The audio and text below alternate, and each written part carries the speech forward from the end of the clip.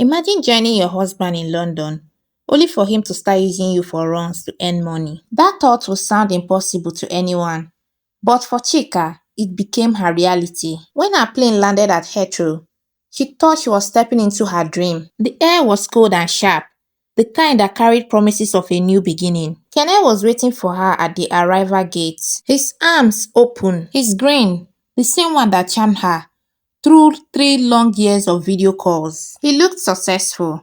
Designer jacket, confident stride, that familiar scent of power and cologne. He lifted her off her feet. "My London queen don finally land," he said. And for a moment, all her sacrifices, the loneliness, the visa stress, the nights of praying in her small Enugu apartment, felt worth it. Their flat in Peckham was modest but cozy. She cooked jollof rice the first night. He played Burna Boy softly in the background, and for a while it was love, pure and sweet. But like London weather, the warmth didn't last. Kenneth began changing. He started talking about quick money. He would disappear for nights and return smelling of perfume and alcohol. When Chika asked questions, his voice turned sharp. "You think I'm here playing? You better start helping me to hustle.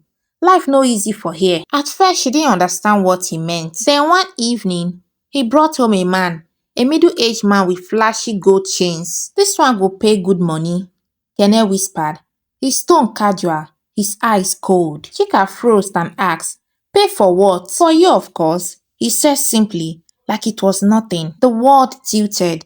The room felt smaller, the air thicker. She tried to run, but he blocked the door. With low and deadly voice, he said, "You better go do am, or I go send you go back to Nigeria empty-handed. Who go believe your story?" Tears blurred her vision.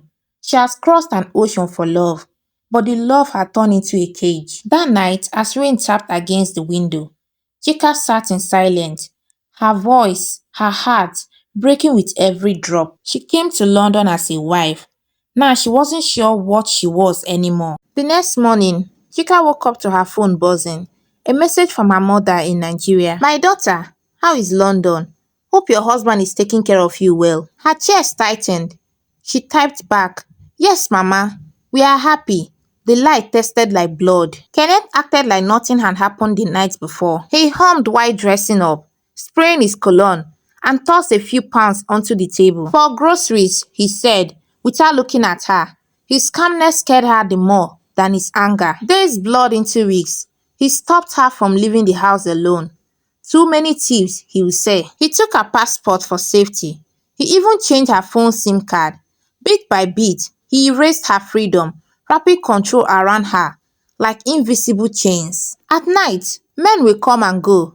Kenneth handled everything. The messages, the payment, the lies. Chika's spirit began to die quietly.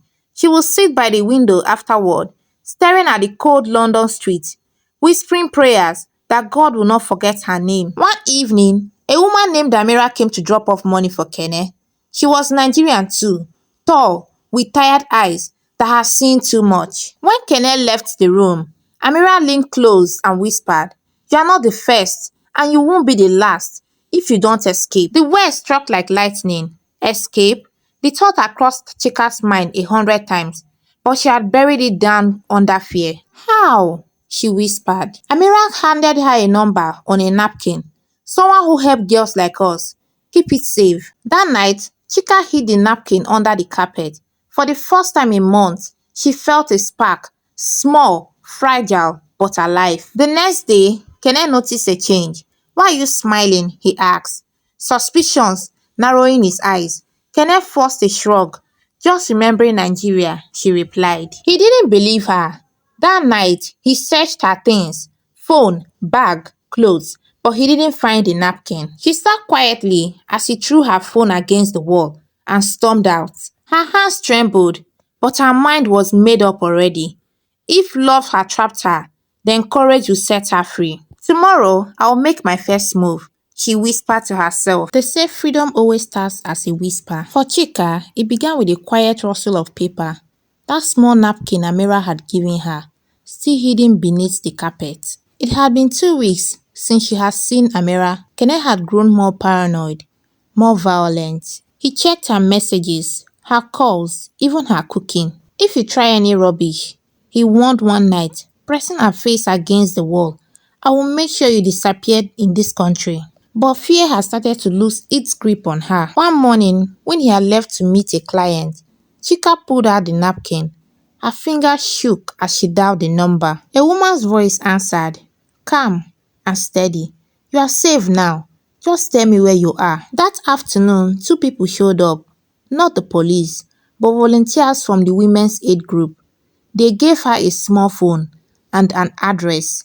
Be ready by midnight, the woman said, and don't look back. Midnight came, heavy and silent. The flat was dark, except for the dim blue light of Kenneth's phone, charging by the bed. He was snoring loudly. Chika's heart pounded like a drum. She grabbed a tiny suitcase she had hidden in the wardrobe, slipped on her coat, and tiptoed to the door. The sound of the door unlocking was the sweetest sound she had ever heard in a while. She ran down the stairs, through the cold London street, past the flickering lamp posts. When she reached the waiting car, tears poured down freely down her face.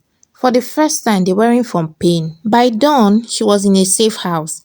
The aid workers listened as she told her story. Every word burned, but every truth frayed her a little more. They helped her report Kene, and when the police came for him days later, she didn't hide. She stood there, watching through the window as he was led away. Months later, Chika started a new life. She worked at a care home, helping other immigrant women finding their footing. Her smile returned, softer and wiser. Sometimes she would whisper to herself, love should never hurt this much. She crossed an ocean for love and almost lost herself in it. But in the end, she discovered something far greater, the courage to choose herself. The end.